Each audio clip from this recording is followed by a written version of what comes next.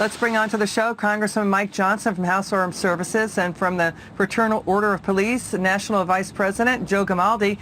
It's great to have you both on. Thanks for joining us. Congressman, first your reaction to that story. The president is saying that more spending will fix this. Nothing about progressive DAs normalizing felonies and the low to no cash bail policies. How come he didn't mention that, Congressman? That's a great question. It's absolutely outrageous. The president said we need gun reform.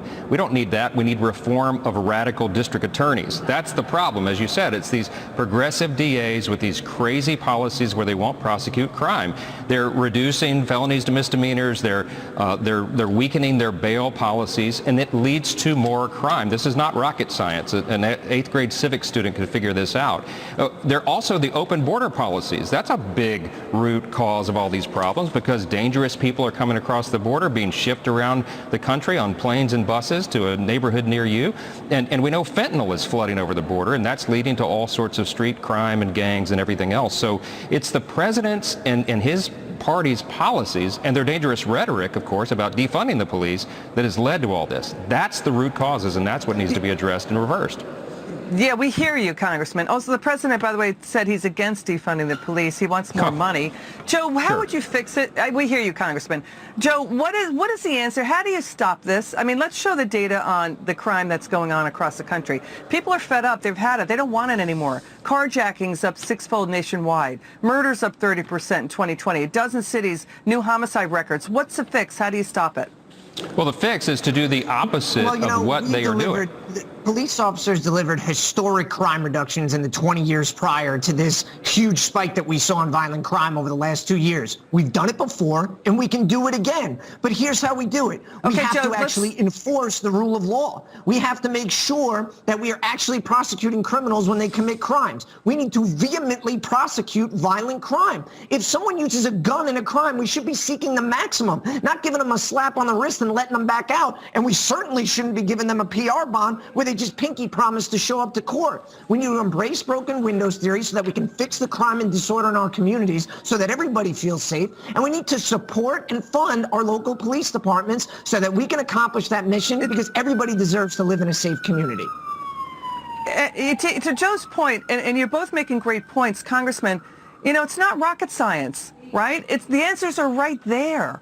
I mean, the other thing, too, is when you look at Newark police officers, they didn't fire a single shot during 2020. They didn't pay a dime to settle police brutality cases. They started taking off the streets nearly 1,500 illegal hot guns starting in 2020. And so when you see that, you see, though, the platitudes and the rhetoric. It's mistaking activity for achievement. That government spending is going to fix it, Congressman. No. What Joe is saying is what police officers keep telling us. That's the fix. What do you say? No, that's exactly right. Joe's right, and we so appreciate his passion, the Fraternal Order of Police, law enforcement heroes all around the country. This is a very difficult time to be on the streets, and morale is low, personnel is down, as a result, again, of these policies, of their dangerous rhetoric about defunding the police. You know, it's great that President Biden suddenly has seen the light and doesn't want to defund the police now, but it doesn't square with what his party has been saying and acting upon consistently for the last 2 years. And this is the results. Again, this is really foreseeable, and it was totally preventable, and we can prevent it by doing exactly what Joe suggested. Get back to the basics. Let's have real policing. Let's have aggressive prosecution of crime, because that is the thing that will deter more of this. And we better do it quickly, because it's getting out of control. It just feels like the president kicked the can down the road again, Joe, to the congressman's point. I mean, it's now hitting foreign policy. China is now ridiculing rising crime in the U.S. Look at this tweet from the president of El Salvador. He's saying the U.S. is getting slammed from within. He's saying, why aren't U.S. authorities and media not even commenting more on the destruction of U.S. cities? It's not about just money. It's about morale, plunging morale, right? And so when you see it hitting foreign policy, when you see even Democrats like the San Francisco mayor, London Breed, saying the DA, Chessie Boudin, is failing black people, I mean, this is a wake-up call that's been ringing off the hook now for more than a year.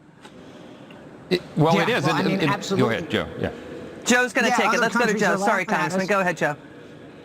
Yeah, I mean, other countries are laughing at us because our crime rate is through the roof. As you mentioned, we had 16 U.S. cities experience their highest murder rate ever. And what we really want to hear from every politician, president, senators, representative, local officials, start holding these rogue DAs accountable. And I want everyone to speak out against the violence against police officers, condemn it, because honestly, our hearts are bleeding right now for the loss of our officers. We've had 32 officers shot last month, which is a 67% increase over last year, which was a historic year for police officers being shot. Ambush attacks are up 115%, and this has to stop. This is not a sustainable path we're on, and our heart bleeds for our communities, because you know who's harmed the most? Our black and brown communities in our urban communities, because guess what? If we don't have public safety, grocery stores won't move in, we have food deserts there, banks won't come in, we can't get the best teachers to work in those environments because they don't feel safe, and it's got to stop so that everybody has the same opportunities. Right, and guess what? Taxes go, and guess what? When you destroy the tax base, everybody's taxes go up.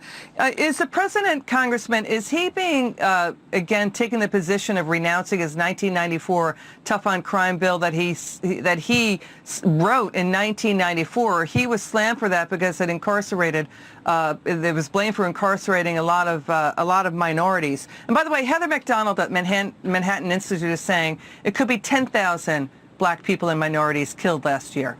So is the president kind of still in that position of, being, having been criticized for that 1994 crime bill? What do you say, Congressman?